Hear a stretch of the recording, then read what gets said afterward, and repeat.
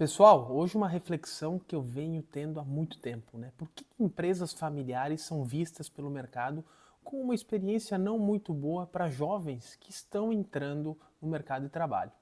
Hoje, na economia real, nos negócios, nas finanças, nas vendas, a gente tem muitas referências técnicas na internet. Referências importantes, é claro. Pessoas que passaram por grandes corporações, que tiveram formações muito boas, né, em relação à questão técnica, à questão de resolver problemas de negócios. Mas pouco se vê referências para jovens que têm na sua família uma pequena, média empresa.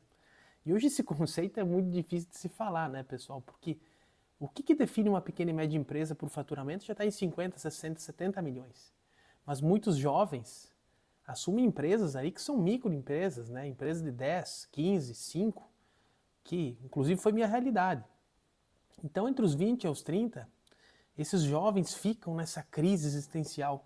Poxa, será que eu vou para o negócio da família, que muitos deles apresentam dificuldade, uma cultura rígida, ou vou para o mercado corporativo, que apresenta aquelas estruturas grandes, nomes de empresas grandes, de profissionais de alta gama com uma formação muito sólida? E isso é muito complicado. Por exemplo, é uma decisão que ela pode sim definir o rumo de uma carreira, ou o mercado não consegue capturar ainda as valências de uma pessoa que passa muito jovem por uma empresa familiar. E eu aqui nesse vídeo vou tentar relatar para vocês o que eu acho de importante, o que eu acho que o mercado analisa de forma errônea e o que eu faria se eu pudesse voltar nos meus 20 anos, meus 18 anos lá atrás para poder escolher o que eu poderia assumir de responsabilidades e o que isso me trouxe de bom hoje na carreira. Bom, pessoal, primeiro introduzindo, eu tenho 30 anos, sou aqui do Rio Grande do Sul, minha família empreendeu num negócio de bebidas, um negócio que passou por altos e baixos dentro da sua história. Eu, muito jovem, eu fui para a carreira industrial, fui trabalhar numa metalúrgica em Bento Gonçalves, eu tinha 15 para 16 anos, era menor aprendiz lá na produção, na ferramentaria, uma profissão bem inicial para um jovem, né? E lá me vinham dúvidas, né? Porque durante a semana eu trabalhava lá e final de semana eu ajudava no varejo da empresa de bebidas que os meus pais constituíram com muito suor e muita dedicação.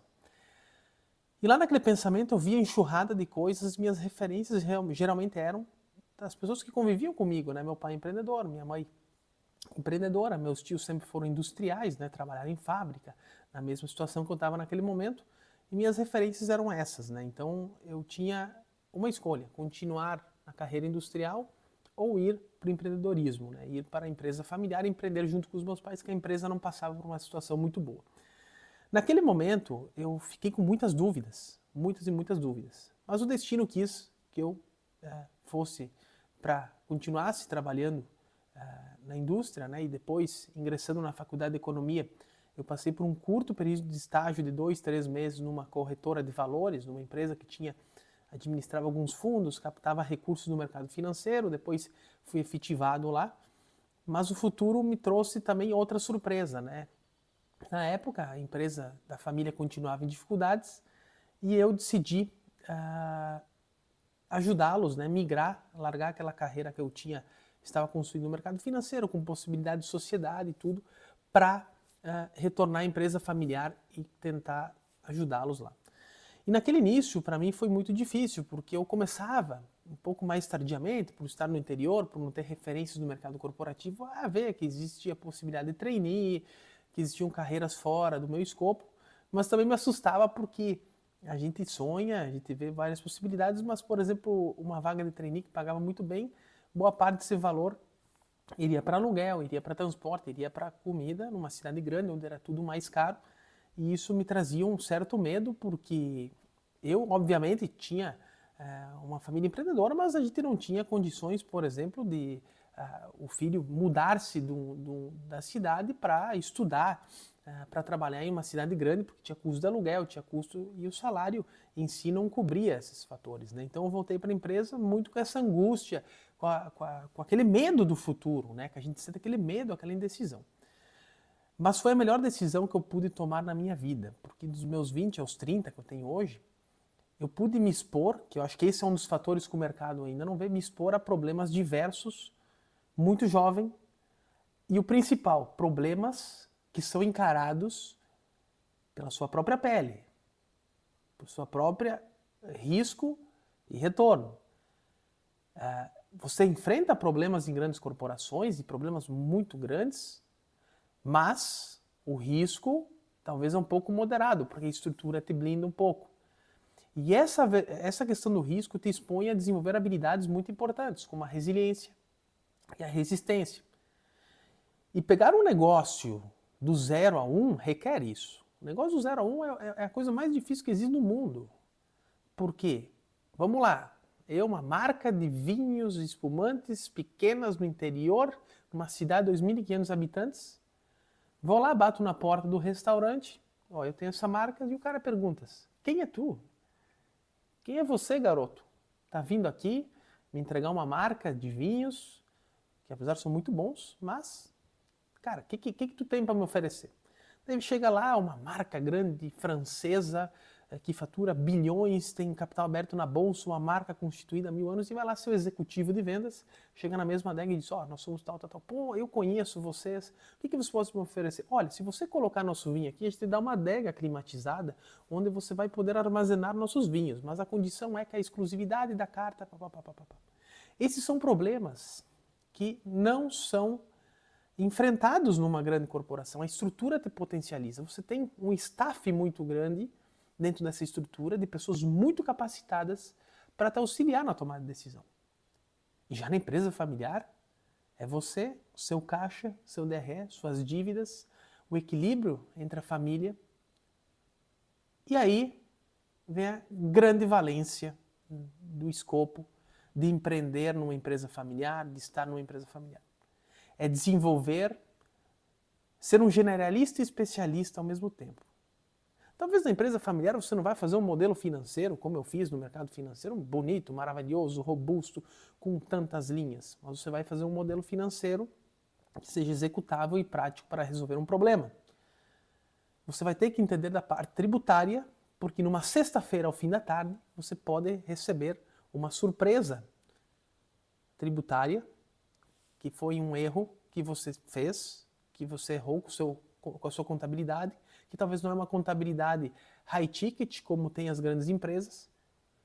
E aí você vai ter que aprender sobre aquela legislação em um período curto de tempo para resolver aquele problema. Ou vai estragar uma enchedora na sua fábrica e você vai ter que resolver isso e ver uma forma de melhorar a sua operação. E tudo isso requer que você não seja um especialista robusto, o cara que vai fazer a manutenção, mas que você entenda bastante de muita coisa e possa monitorar todos esses fatores. E esse é um ponto, pessoal, que me deixa muito intrigado, que o mercado não enxerga. O mercado acha que você ser uma pessoa que entende de muitas coisas quer dizer que você não entende nada de nada. Mas muito pelo contrário, uma solução nos mundos atuais, com a informação que está alastrada por todo e qualquer canto, todo mundo tem acesso à informação.